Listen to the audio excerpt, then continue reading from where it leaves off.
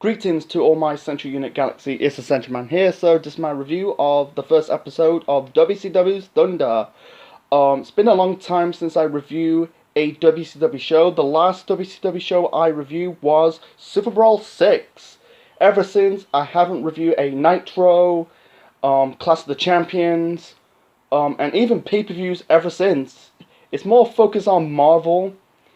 I'm trying to get back of covering WCW content, review Nitros, the Star of Thunder reviews, pay-per-views as well. The Clash of the Champion shows, you have to wait a little bit longer because I'm still covering Marvel, I'm doing the MCU movie review series, still in the middle of Phase 3, and also Loki's Over the Horizon, so it's probably later on in the summer. Anyway, and also, I'm doing live reaction to football matches, the FA Cup final, and matches of Euro 2020. Anyway, so yeah, I'm reviewing the first episode of WCW's Thursday Night Thunder. It takes place every Thursday. This is the predecessor to SmackDown. It predates SmackDown by 1 year because, SmackDown started in 1999. Is it April they started SmackDown or later on? Of 1999, probably in the autumn, I'm not 100% sure, so it's probably April. Anyway, so it really is, predates SmackDown by 1 year. It's the predecessor to SmackDown, because Thunder is basically the aftermath show to Nitro, and SmackDown in the early years, first brand split is basically their aftermath show to Monday Night Raw. Anyway, so yeah, my review of WCW's Thunder. By the way, it lasted for 3 years and it ended in March of 2001 when WCW was out of business, got bought out by the WWF. Another story for another time. So anyway, the first episode of WCW's Thursday Night Thunder. This was at Daytona Beach, Florida on the 8th of January 1998. This show drawing 4.2 rating. That was good. The commentators for the show are Tony Schiavone, Bobby Heenan, and Lee Marshall. This is still selling the effects of the controversially main event at Starrcade 97 between Hulk Hogan and Sting. Because the announcers are still talking about the first Nitro of 1998. Still, talking about this controversial main events. They suspended Nick Patrick. He came back at Super Brawl, I think. I don't want to cover about Starrcade 97, the controversial part of Starrcade. Where Nick Patrick did the 3 count. Don't want to get into it. And also there was the time for this show is about I think it's 2.5 hours, about 2 hours, 21 minutes. Anyway, so the first ever match of Thunder, we got Randy Savage taking on Gentleman Chris Adams. Chris Adams, I've done my research, he wrestled in the Von Erich territory, that is WCCW, not World Culture, I almost comparing it to World Culture Pro Wrestling. I was right. It's World Class Championship Wrestling. That's Von Erich territory. World Culture Pro Wrestling is WCPW. Fucking hell, a lot of W's in those names. Anyway, so really shocked that he's wrestling in WCW. He's wrestling in the Von Erich territory. I don't think he's wrestling in the WWF. Don't think so. But in WCW. It's a shock. He was kind of like, I think it was in his 30s and 40s. Anyway, the match between him and Randy Savage, match sucked. Basically, Savage had mostly the offense. Luger hit Savage from behind, without the referee noticing. I think, Adams had one offense, Irish whip Randy Savage into the ring post. In the end, Adams pins Savage for the victory. We'll get to the aftermath of this match a little bit shortly. And then we got, Hulk Hogan and Eric Bischoff. Basically, I'm trying to keep it short and simple. I'm not going to go in details of the promo. I don't do that. I don't really talk about the whole promo in wrestling shows. I hate that. Sometimes I wish wrestlers just, get to the actual point. Hogan is basically putting himself over, says I am the real champion, and all your stingers, you're not gonna beat me. He did the pose, and before that, this is before the promo. He grabbed a Sting mask, did that mockery taunt, and that was it. So. And then we got Mike Tenay interviewing J.J. Dillon, who's basically the commissioner of WCW. At this moment of the time, there was a lot of commissioners in WCW. Authority figures. You got J.J. Dillon, you got Eric Bischoff, who's basically the kayfabe president of WCW, and then you got, I think, Roddy Piper is also another commissioner. Jesus fucking Christ, man. Anyway, so he still talking about the events of Nitro, and also he kind of refers to the decision of the opening match of Thunder. That's Randy Savage and Chris Adams. Luger got pissed off, told about I'm sick of the NWA. He did mention the NWO. For the last year and a half, I'm sick of the fans. You find me because also he brings up the fines and suspension, and Luger says, "Fine me, I don't care, that's fine." And he said about being Scott Norton later on tonight, and yes, he said he's just basically sick of the NWO. Yeah, Luger's never that great on very great at promo. Sorry, I'm kind of stumbling. It's just like, I don't know, it's just what it is. It's kind of stupid, Yeah, and the reason why J.J. Dillon refers to that decision because Luger, he's not a participant in this match, this is their match. And by the way, this show is setting up for Sold Out. I covered Sold Out 98 months ago. Go and check it out. Anyway, so yeah, Luger, it's just like meh to me. Sometimes promos for me kind of like meh to me. It was okay for what it is. So that was the third promo, or second promo actually, because the first one was Hogan, putting himself over, because he just said he was the real world champion because he never lost that belt. Anyway, so yeah, the second match of the first Thunder, we got holy shit. We got Louis Spicolli taking on Rick Martel. He made his debut on WCW on Nitro a couple of days ago. Louis Spicolli, he was basically Scott Hall's underling. I don't think he was an official member of the NWO. Anyway, the match was meh, just meh. I'm gonna say okay, but it's just a meh match. And also, some of the matches on the show was a bit short. That could be the reason. Anyway, so in the end, Martel locked Spicolli with the, what was it called? The Quebec Crab to win this match. So, yeah, Rick Martel in WCW, I thought he was just a WWF guy because he wrestled in the WWF, as, the, what's it called? The Strike Force with Tito Santana. And then he was the model.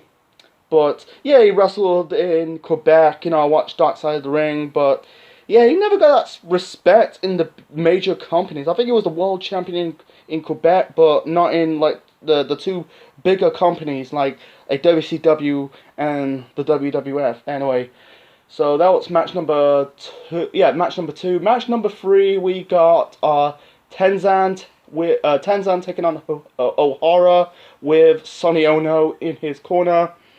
They're from Japan, trying to keep it short and simple. Okay match.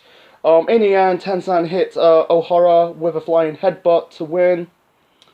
So that was match number 3. Match number 4, we got... Yeah, I don't really call it match of the night, but it was a decent match. The next match we got Chris Jericho taking on Ric Flair.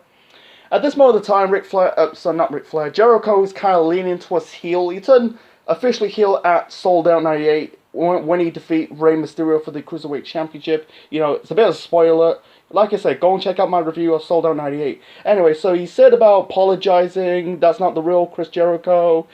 He basically, apologized to Dave Pencer, the ring announcer of WCW at the time, gave him a jacket, Yeah, the match between him and Flair was a decent match, Flair does the whole shtick, he poked Jericho in the eye, typical Ric Flair match, and also he did like the low blow, In the end, Flair locked in the figure four leg lock onto Jericho to win this match, and Jericho still pissed off from the end of the match. He was leaning towards this whining bitch. Because he'll play into the start of his heel run later on in the year. Jericho is always better off as a heel than a babyface. Because most of the time he's still doing the come on baby. He become the Casperius type of character when he's feuding with Dean Malenko, injuring Rey Mysterio's knee, doing the 104 was it 1004 holds he will do. That really truly put Chris Jericho on the map, really getting over. So that was match number 4. Match number 5, we got Mang with Jimmy Hart in his corner, taking on the Giant. This was just a squash match. You had basically, Giant picked up Jimmy Hart, throwed it towards Meng. He hit Meng with a choke slam for the victory. Yeah, this is just mediocre matches. Mediocre fucking matches. So before I get to the rest of the matches, let's talk about the segments first. For now I'm gonna just go. When I do Thunder, this is not all the time, but sometimes I'm gonna get the segments out of the way first, then moving on to the matches. It's way better. This is like a 2.5 hours, and there's a lot of matches, a lot of segments. So later on, you had basically Mike Tenay interviewing Larry Sabisco, and talks about their match at what is going to do at not Starrcade, Sold Out. Sorry, shit, because the pay-per-view names begins with the S. So he kind of put over Scott Hall, but at the same time, is he gonna beat the Master of Chess or not? And also he took a first class seat to Larry Land. He's basically saying he took. I'm trying to repeat again. So, he said about he took a first-class seat to a ship towards Larry Land. And also he was kind of rambling, brings up the royal family around the world. He talks about, he tells about his past from 10 years ago, not familiar. It's about he was the challenge, he talked about, I was the heavyweight champion of the world, he never beat me. And then at Sold Out, I'm gonna change the NWO for life. I'm trying to keep it short and simple. Sorry I'm stumbling. It's just what it is. Sometimes promos in pro wrestling, sometimes some of these wrestlers, they never get to the point. That's the whole point. Get to the point. And he also says Scott Hall take the easy way out. And, he kind of praised a bit, but sometimes, not say bury him, but it talks about he was kind of a coward. He said potential becoming a world champion. He never beat me. I can, he brings out bench pressing 400 pounds, golf, be at the golf course, rubbing Scott Hall's face in the map, facing the map. Matt, sorry, I'm trying to say, sorry, I'm stumbling, but, I'm gonna move on. I'm gonna fucking move on, so, and by the way, he didn't rub Scott Hall's face in the mat, spoiler alert, Dusty Rhodes turned on Larry Sabisco, he joins the NWO, like I said, go and check out my review of Sold Out 1998.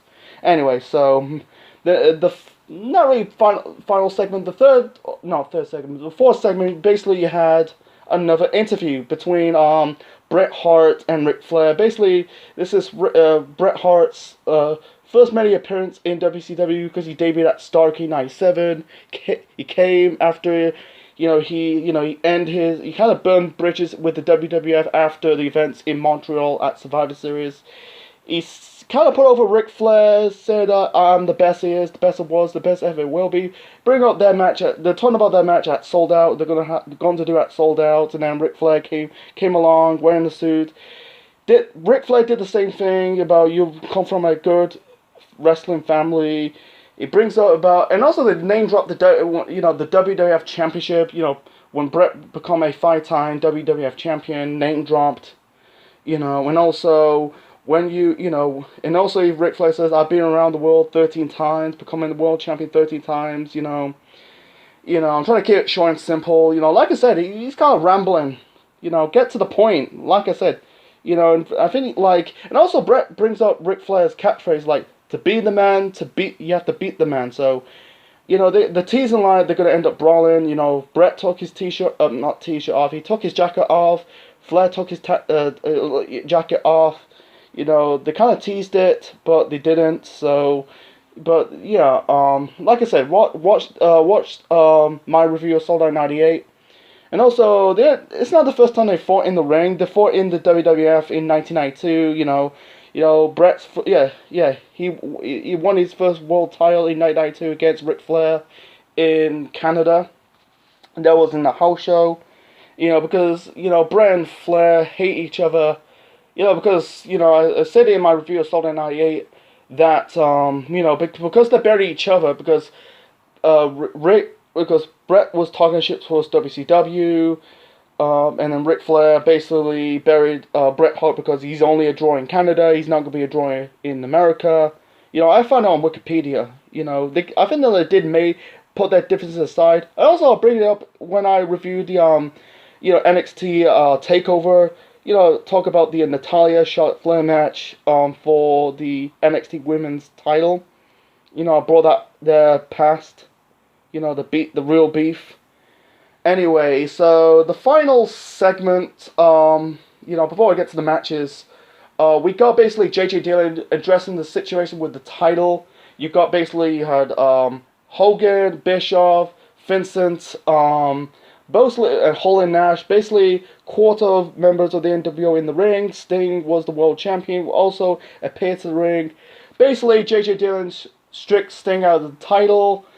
He basically got pissed off. Hogan was pissed off. That should be mine, he shouted. And Sting basically threw the world title belt towards JJ Dillon. He didn't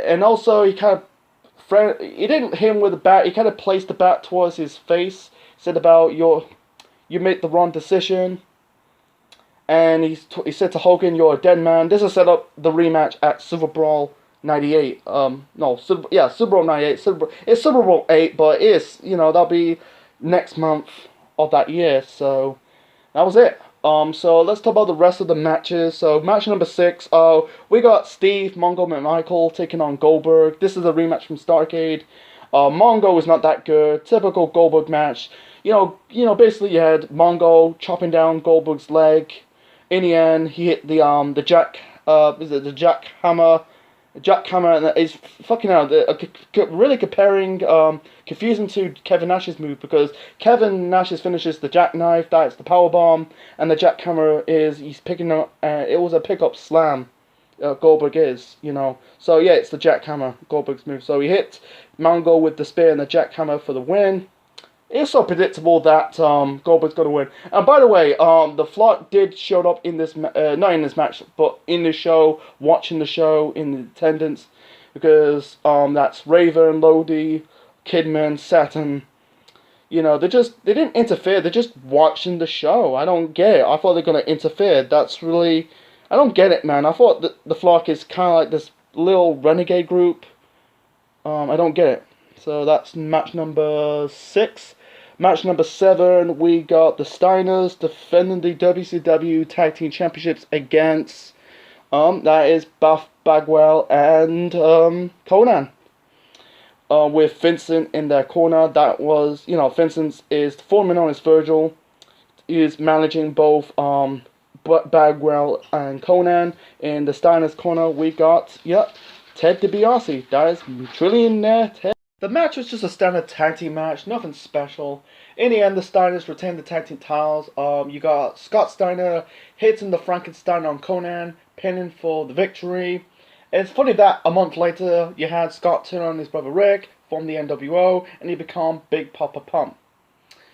So that was match number 7. Match number 8, we got Scott Hall taking on Ray Traylor. Ray Traylor, formerly known as Big Baba, the Guardian Angel, and the Big Boss Man. Anyway, so the match is meh. Just meh. You had Larry Zbyszko interfered. Traylor hit the I think they call it the Traylor Spike, formerly known as the Big Boss Slam, for the victory. It's just building up their match at Sold Out. That was match number 8. Match number 9, we got the Cruiserweight title match. we got Vitu Guerrera taking on Ultimo Dragon. This was a good match. One botch. Dragon hit like a moonsault. He barely connects Hoovy, and he kind of tweaked his knee in the process. You know, wasn't a fantastic cruiserweight match, but it was a decent match for what it is. In the end, Hoovy hit the 450 splash onto Ultimo Dragon to win this match and retain the cruiserweight title. I think he ended up dropping the title to Rey Mysterio on Nitro, and then at Sold Out he dropped the title to Jericho, and Jericho injured Mysterio's knee in the process. He'll come back at Bash at the Beach 98. So that was match number 9. You know, man, there were a lot of matches, man.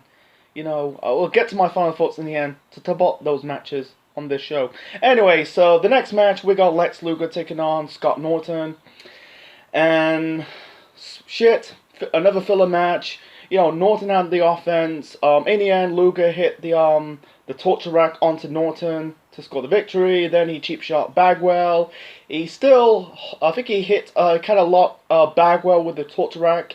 And Savage was about to get in the ring. He kind of did like a helicopter spot onto Savage. He kind of swing Bagwell like a helicopter propeller. You know, because they're still feuding, and I don't need to talk about the feuds. Their matches sucked, you know, Savage and Luger's matches. You know, I covered a lot of Nitros from '95, pay-per-views. You know, I covered their matches Sold Out. They just don't have a lot of chemistry. It's just what it is.